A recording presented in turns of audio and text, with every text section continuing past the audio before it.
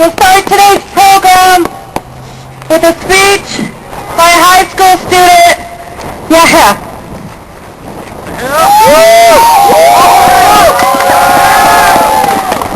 Assalamu alaikum wa rahmatullah. I want to thank everybody for coming out today. By 1942, Nazi Germany, armed with what was at the time state-of-the-art weaponry, had occupied and annexed most of mainland Europe, committing some of the most horrific crimes ever known to man. Among the atrocities committed in the Second World War was that the Jewish people and other minorities were forced out of their homes, segregated and forced into prison-like ghettos, which were literally walled off and detained from the outside world and left to die. Does this sound familiar? Yeah! Yes! We're here today to demonstrate against the brutal aggression and crimes committed against the innocent Palestinian people who have been stripped of their identity, stripped of human rights, expelled, oppressed, imprisoned, terrorized, and often enough brutally murdered by the terrorist state of Israel.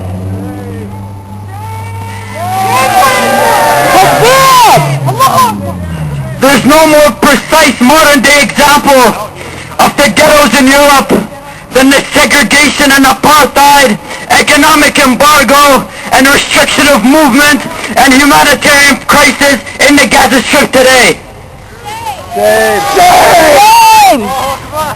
In World War II, the international community had a responsibility to repel the invasion and expel the occupation, a responsibility to feed and shelter the civilian victims of these horrid crimes, a responsibility to bring perpetrators to justice and prevent such repulsive crimes from ever taking place again.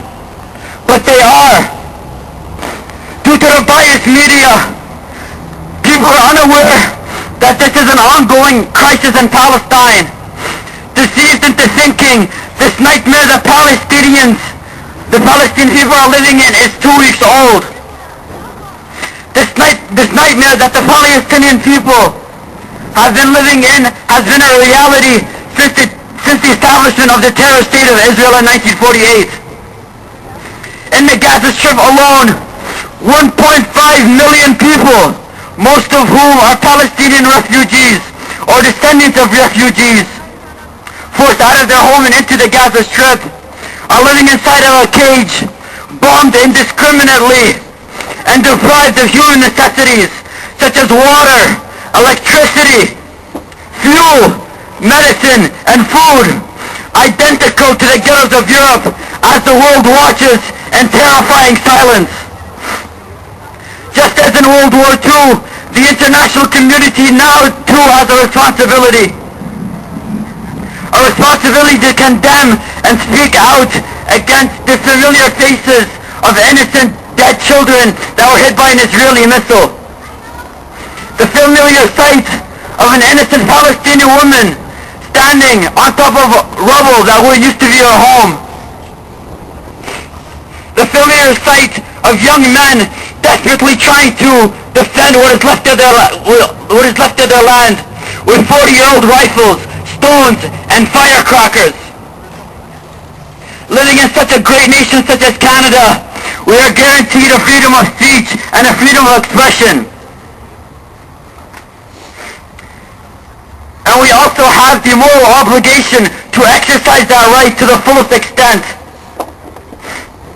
to condemn the Israeli oppression, repression, occupation, murder, terror, subversion, aggression, apartheid, massacre, and slaughter of the Palestinian people. Israel is a terrorist! Israel is a terrorist! Racism!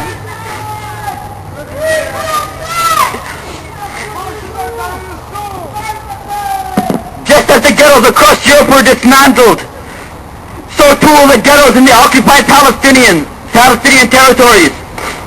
Just as the Berlin Wall was demolished, so too will the separation barrier in the occupied Palestinian territories be demolished. Woo! Just as the apartheid system in South Africa was abolished, so too the apartheid system in the occupied Palestinian territories be abolished.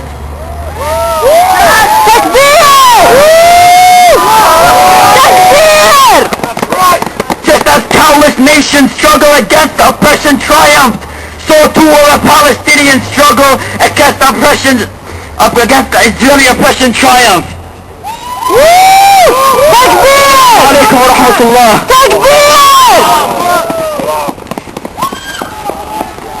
لا إله إلا الله.